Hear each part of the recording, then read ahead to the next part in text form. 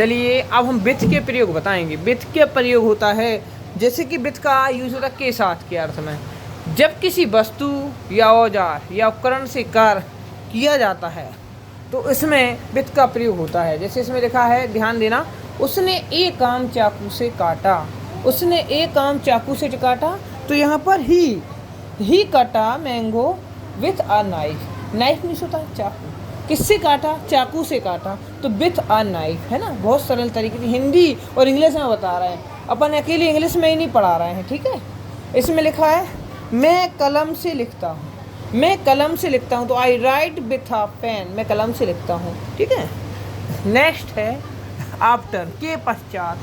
के पश्चात के अर्थ में आफ्टर का प्रयोग होता है। जैसे मोहन चौथे कालखंड के बाद घर गया, तो यहाँ पर मोहन वेंट क्यों आया? क्योंकि गो की सेकंड फॉर्म है यहाँ पर, क्योंकि गया पास्ट में बात हो रही है। तो Mohan went home after for the fourth period, तो यहाँ पर आ गया, है ना, गो की वेंट। नेक्स्ट है सेकंड वाला आफ्टर। इसमें लिखा है गतिशील वस्तु के पहले के पीछे के अर्थ में। जैसे गतिशील वस्तु है और उसके पीछे के अर्थ में। जैसे यहाँ पर आप ध्यान देना क्या लिखा है, द पुलिसमैन वाज रनिंग।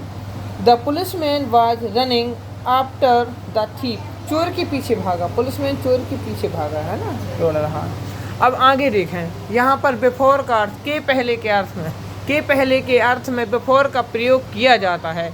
जैसे मैं आपके पहले घर पहुँचूँगा, तो यहाँ पर रीच के लिए पहुँचूँगा बोलेंगे, लेकिन आई शैल रीच होम बिफोर यू। मैं आपके पहले घर पहुँचूँगा। फिर है बिहाइंड। बिहाइंड का अर्थ होता है के पीछे के अर्थ में। जैसे इसमें लिखा है स्थिर वस्तु। स्थिर वस्तु के अर्थ में, स्थिर वस्तु के अर्थ में बिहाइंड का प्रयोग होता है। जैसे यहाँ पर लिखा है मेरे मकान के पीछे एक कुआं है। मेरे मकान के पीछे एक मंदिर है। मेरे मकान के पीछे एक स्कूल है। तो यहाँ पर मेरे मकान के पीछे कुआं है, कुआं के लिए वेल बोलते हैं। इसका क्या आना चाहिए, there is a well behind my house, है ना, इस टाइप से। नेक्स्ट आ जाता है बिटवीन। बिटवीन का अर्थ होता है के बीच में। क्या होता है? के बीच में। यहाँ पर ध्यान देना सभी, के बीच में के अर्थ में बिटवीन का प्रयोग होता है। यह आम मोहन और सोहन के बीच बांट दो। यहाँ पर है डिस्ट्रीब्यूट का अर्थ होता है बांटना। Distribute this mango between Mohan and Sohan.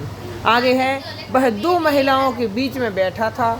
वह दो महिलाओं के बीच में बैठा था, दो के बीच में बात हो रही है। कौन? वह। तो he was sitting between two women, ठीक है ना। यहाँ पर ये होगा। अब एमोंग का प्रयोग दो से अधिक के बीच में होता है।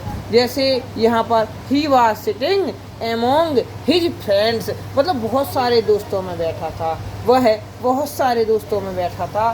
तो ये सब इतनी आपकी सिचुएशनें हो गई जिसमें आपने कहाँ किन सिचुएशन में इन प्रीपोजिशन का प्रयोग करना है, मैंने आपको सजेस्ट किया, एक्सप्लेन किया। तो आप ज़रूर लाइक, सब्सक्राइब और इसको सब्सक्राइब करें। Thanks for watching this video.